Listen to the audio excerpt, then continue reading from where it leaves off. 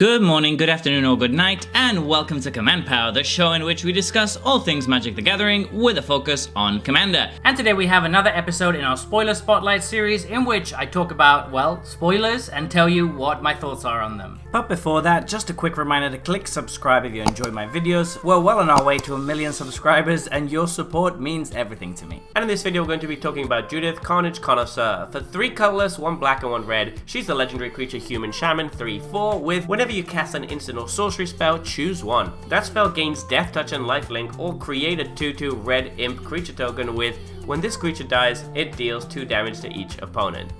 Wow. This one absolutely stood out at me as an amazing build around as soon as I saw it, and the reason is that both of those triggers are really powerful. So the first trigger is probably the most powerful out of the 2, and it makes certain cards just incredibly strong. So for example, for just 1 mana, you can cast End the Festivities, wipe all of your opponent's boards, and gain a bunch of life, which is obviously incredibly powerful. A 1 mana, 1-sided board wipe should not be allowed, honestly, and that's just scratching the surface of what Judith, Carnage Connoisseur can do. To make it even better, there's a lot of redundancy in that kind of effect. You have something like Electrickery, for example, which does the same, but just for 2 mana, and lots of other cards that basically are going to deal 1 point of damage to creatures your opponents control. So you can stuff your deck full of 1-sided board wipes, and that's pretty good, but what are you going to do in a spells deck when you've wiped the board? How are you going to get damage through? And that's where the second clause comes in, because this is again very powerful, and it's all because of the wording. You're getting a 2/2 red imp, but instead of being like one of those devils that we've had in the past that die and deal 1 damage to something, this 2/2 dies and deals 2 damage to each opponent. That is the best possible wording you could hope for, because it really gives you a source of reliable damage that you can close off the game with. They can't afford to keep taking damage from these imps, but if they deal with them, they're all going to be taking a big chunk of damage. The fact that you can get this trigger instead of the other one also means that effects that don't deal damage are very powerful in this deck. Now, obviously, people are going to try to kill Judith on sight as soon as they realize how powerful she is, so you're going to have to protect her in some ways, and stuff like Malakir Rebirth, Not Dead After All, and similar effects are very powerful in this deck, because for 1 mana, you're going to get to protect Judith,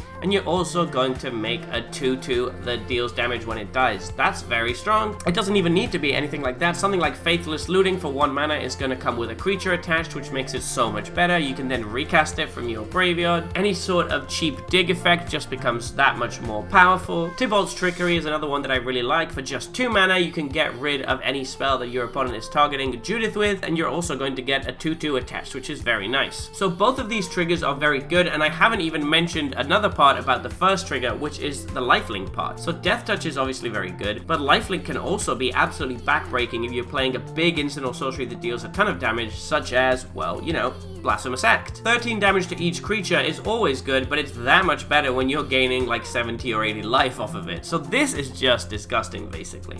Both triggers on Judith are super powerful. One of them allows you to be proactive and build a board state. The other one allows you to be reactive and deal with all of your opponent's creatures very easily. That means that she's going to be a very strong commander and very hard to deal with as long as you play it slow and wait till you can protect her before running her out. I honestly can't wait to build this one, and I'm going to be making a deck on her really soon, so please stay tuned for that. So there you have it. Those have been my thoughts on this new spoiler. What do you think about this card? Please let me know in the comment section below. I read all comments and respond to all of them too. And if you enjoyed this video, don't forget to click like or subscribe. It really helps the channel. And until next time, take care.